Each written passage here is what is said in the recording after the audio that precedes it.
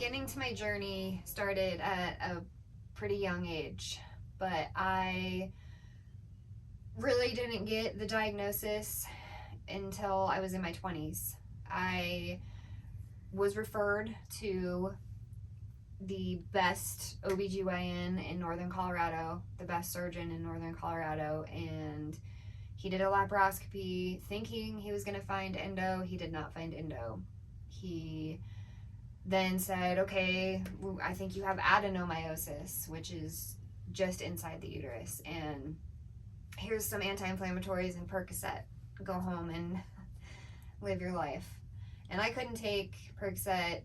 I had already known that I was super sensitive to all kinds of pharmaceuticals in hospital settings, and so that was not an option for me. But I continued to miss work, and I continued to miss school, and it continued to run my life. It defined who I was. So my next option was a hysterectomy. So at 22 years old, I had a hysterectomy, and just a partial one. He took my uterus and cervix.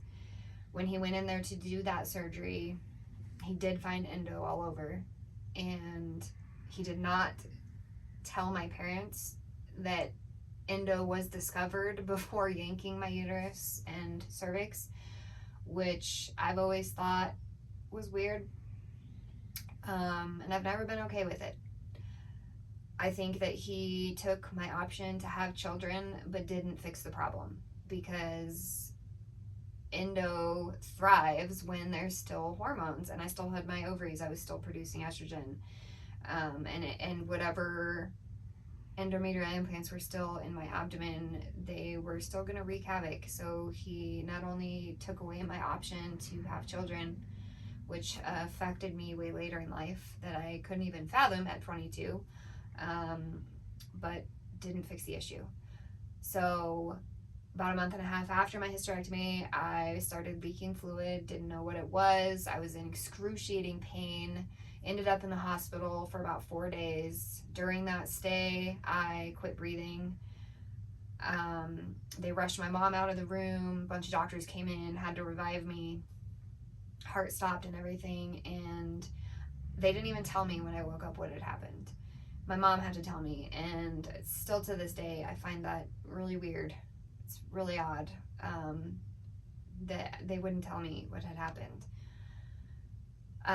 I refused any painkillers after that point, like any kind of pain management, and so they discharged me even though they were treating me for an infection, even though they didn't know where it was coming from, and they couldn't explain the fluid and they couldn't explain the pain. So I went home and dealt with that for another 4 months, ended back up in the emergency room for another 4 days.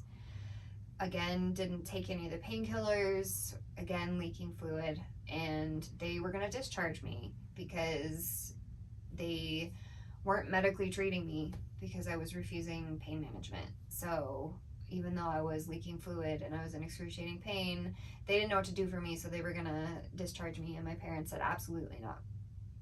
Tell me what is wrong with my daughter. She's not leaving here until you do.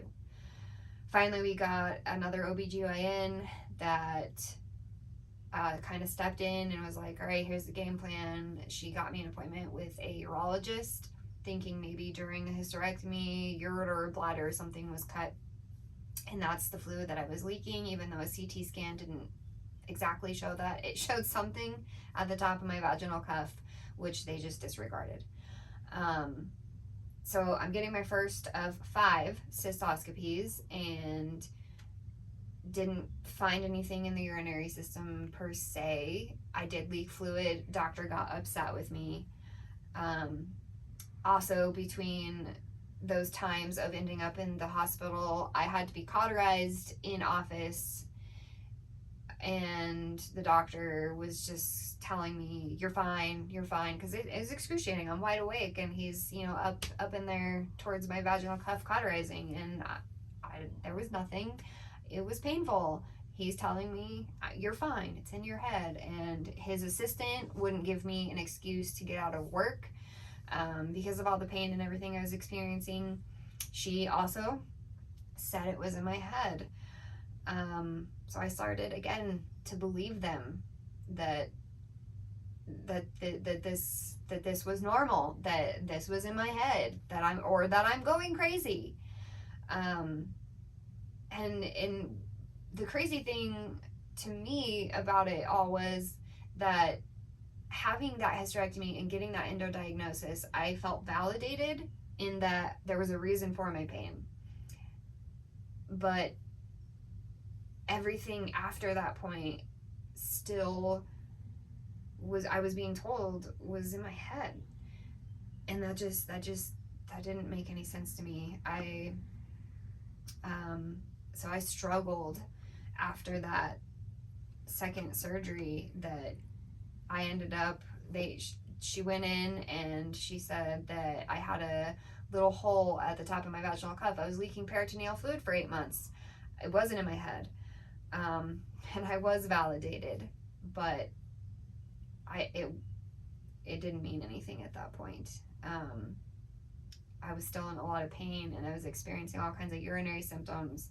I was really depressed and I became suicidal.